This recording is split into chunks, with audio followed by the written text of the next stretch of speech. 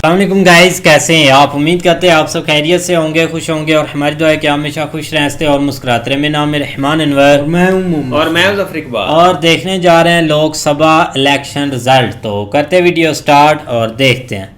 तो भाई लोगों, जान बची और लाखों पाए। 400 पार वाले 300 तक भी नहीं पहुंच पाए। जी हाँ, सारे एग्जिट पोल के रुझानों को झूठा साबित करते हुए ऐसा इलेक्शन रिजल्ट आया है जिसकी किसी ने उम्मीद नहीं की थी। दिन रात 400 पार की कसमें खाने वाली बीजेपी 250 सीटों तक भी नहीं पहुंच पाई। जैसे तैसे इंडिया 290 को पार कर पाए। इंडी गठबंधन उस नालायक बच्चे की तरह निकला जिसके पास होने की उम्मीद किसी को भी नहीं थी और वो 10वीं में 70% ले आया।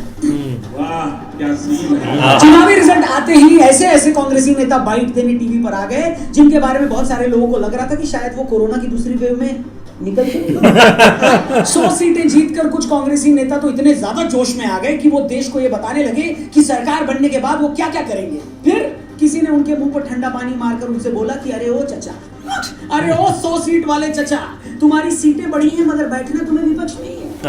मगर जो नतीजे आए हैं उससे बीजेपी वाले अभी तक कांप रहे हैं। उन्हें समझ नहीं आ रहा कि जिस उत्तर प्रदेश में वो 70 सीटें लाने की सोच रहे थे वहां वो 35 पर ही कैसे अटक गए। उन्हें पता नहीं है कि जिस बंगाल में वो 25 से 30 सीटें लाने का दावा कर रहे थे वो 15 सीटों में वहां कैसे अटक गए। ये दो जगह किसी को समझ में नहीं आ रहा है कि आखिर राजस्थान और हरियाणा में क्लीन स्वीप का सपना देख रही बीजेपी वहां आखिर क्लीन बोल्ड कैसे होगी। तो भाई लोग, आज के इस पंतंत्र में हम इलेक्शन रिजल्ट के एक एक पहलू पर अपना 2 कौड़ी का ज्ञान देंगे और आपको बताएंगे कि आखिर बीजेपी की कुंडली में वो कौन सा राहु बैठा है जिसके चलते पिछली बार से इतना नीचे गिर गई। हम आपको ये भी समझाएंगे कि पिछली बार से डबल सीटें करने के बावजूद क्यों कांग्रेस के लिए अभी भी दिल्ली बहुत दूर है।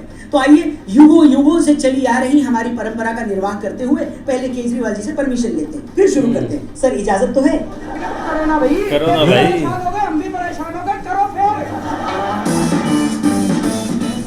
नमस्कार दोस्तों, मैं हूं रौनक और आप देख रहे हैं फनतंत्र। तो भाई लोग, लोकसभा चुनाव 2024 के नतीजे हमारे सामने आ गए हैं। बीजेपी और एनडीए मिलकर फिर से सरकार बनाने जा रही है, ये बात तय है। नरेंद्र मोदी तीसरी बार देश के प्रधानमंत्री बनने वाले हैं, ये भी पक्का है। मगर जिस तरह के नतीजों का अनुमान एग्जिट पोल में लगाया गया था वो नतीजे उसके आसपास भी नहीं। ये नतीजे वैसे ही हैं जैसे कॉलेज की सुंदर कन्या को दूर दूर से देखकर आप सोचते हो कि वो आप पर मरती है और एक दिन बात करने पर पता चलता है कि वो आपका नाम भी नहीं जानती।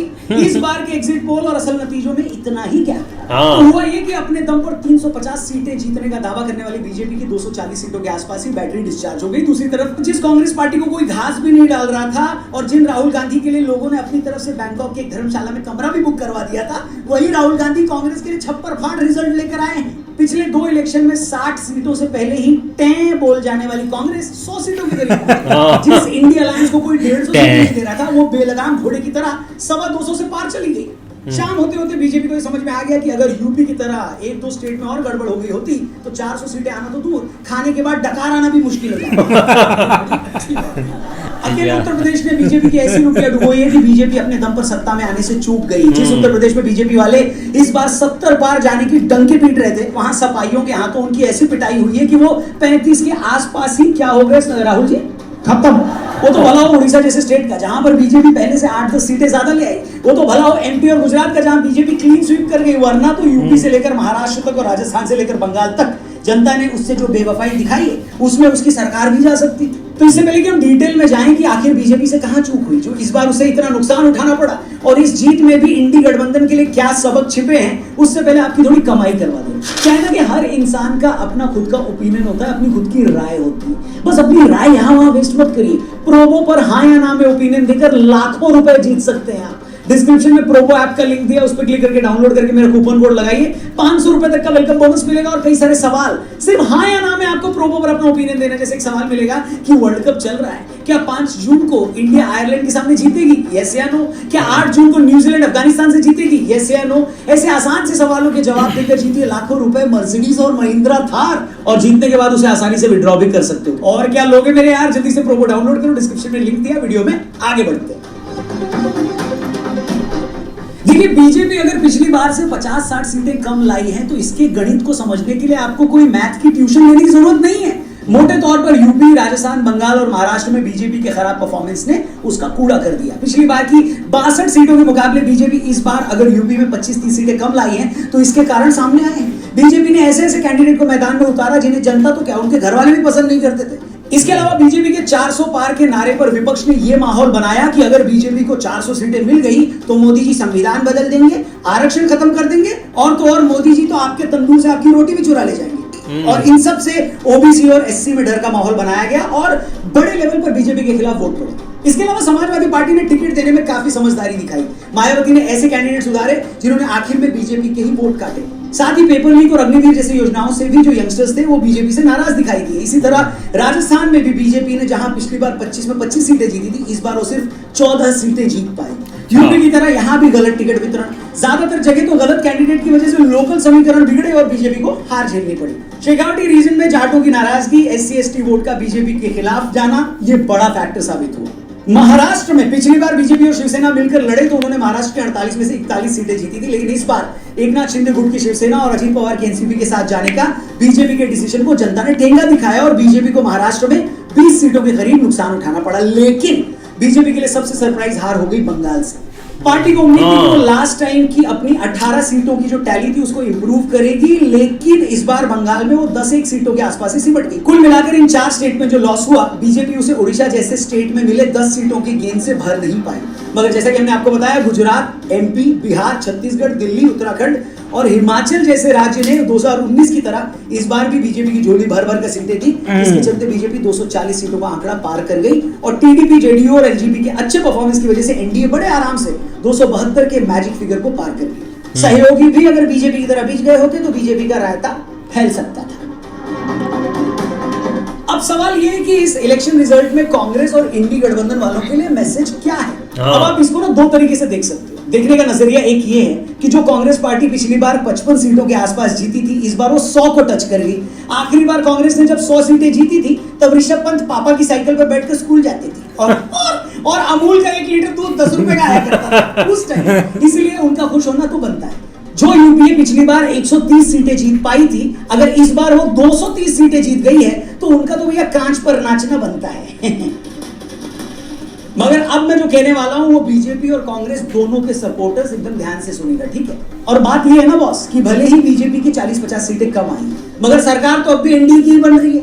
इंडी गठबंधन वाले बीजेपी को चाहे कितना ही क्यों न चिढ़ा लें, लेकिन सच भी यही है कि अब भी बीजेपी की अकेली इतनी सीटें आई हैं जितनी इंडी गठबंधन में शामिल 30 पार्टियों की मिलाकर नहीं आई। हेलो। तीसरी बात यह है कि जब भी कोई पार्टी 10 साल से रूल कर रही हो तो उसके खिलाफ एक जायज एंटी इनकम्बेंसी होती है। अब उस एंटी इनकम्बेंसी के बावजूद अगर भारतीय जनता पार्टी तीसरी बार सरकार बना रही है तो क्या ये कम बड़ी बात है? बात तो सही है। मुझे याद है 2009 में 5 साल राज करने के बाद जब कांग्रेस की 206 सीटें आई थी तो इसे उसके काम पर जनता की मुहर बताया गया था। अगर 5 साल बाद 206 सीटें लाना सरकार के काम पर जनता की मुहर है तो फिर बीजेपी तो 10 साल बाद 240 सीटें ला रही है। वहीं कांग्रेस ने जब 10 साल राज किया तो उसके बाद 2014 में उसकी टोटल सीटें 44 थी, यानी कि आज की बीजेपी से 200 सीटें कम। दूसरी बात, कांग्रेस अपनी सीटें 100 टच करने पर खुश हो सकती है, मगर यह भी सच है कि अगर 10 साल तक बीजेपी के खिलाफ इतना गुस्सा था, इतनी नाराजगी थी, उसके बावजूद बीजेपी कांग्रेस से 2.5 गुना ज्यादा सीट ला रही है तो ये कांग्रेस के लिए अच्छी बात नहीं है ब्रो। एंटी इनकम्बेंसी का फायदा तो कांग्रेस को उठाना चाहिए था। तीसरी बात, जब कोई पार्टी लगातार चुनाव जीतती है तो बीच में एक आध बार ऐसा होता भी है कि उसकी कुछ सीटें कम हो जाए। जैसे बीजेपी गुजरात में पिछले 35 साल से चुनाव जीत रही थी, मगर 2017 के विधानसभा चुनाव में जब उसकी 99 सीटें आई तो उसके विरोधियों ने कहा कि देखो बीजेपी गुजरात में खत्म होने वाली है। मगर हुआ क्या? 2022 के इलेक्शन में बीजेपी को 156 सीटें आई और कांग्रेस का सुपड़ा साफ हो गया। बोले तो कांग्रेस क्या हो गई राहुल जी? खत्म। ये उसी तरह है जैसे क्रिकेट के मैच में होता है। अगर आप कुछ मैच आसानी से जीतते हैं, कुछ मैच में फाइट होती है, मगर आखिर में मैटर यही करता है कि जीता कौन।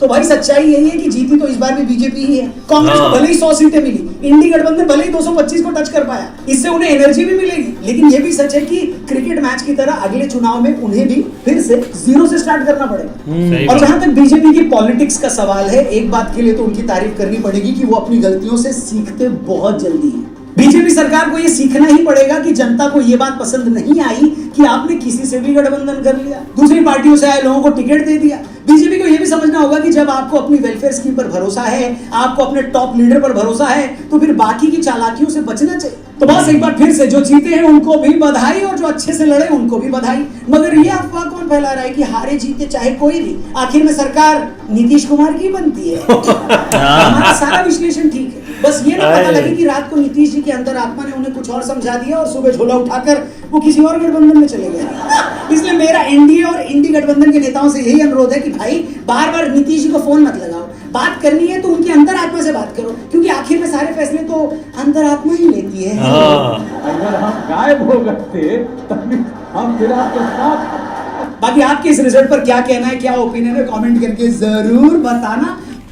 वाह, आज तो साहब की नजरों में जो पीएम है ना वो नीतीश कुमार यार वो बहुत ज़्यादा ट्रेंडिंग में, उसके बहुत ज़्यादा ट्रेंड चल रहे हैं। कोई इधर से उसके मीम्स बना रहा है, कोई इधर से उसको कॉल कर रहा है, यही चल रहा है। लेकिन बिल्कुल यार एक जो रिज़ल्ट है ना वो काफ़ी ज़्यादा शॉकिंग है। हम ये काफ़ी देर से वीडियोस बना रहे हैं, 400 पार की या बहुत ज़्यादा चीज़ें हमें सुनने को मिली हैं। ये एक इलेक्शन एक पॉलिटिकल होती हैं, ये चीज़ें होती हैं, लेकिन थोड़ा सा नारा होता है, नारे चलते हैं, पता नहीं क्या से क्या होता है। लेकिन ये कि आप ये थोड़ा सा देख सकते हैं कि थोड़ा सा ऊंच नीच जरूर हुई है रिजल्ट में।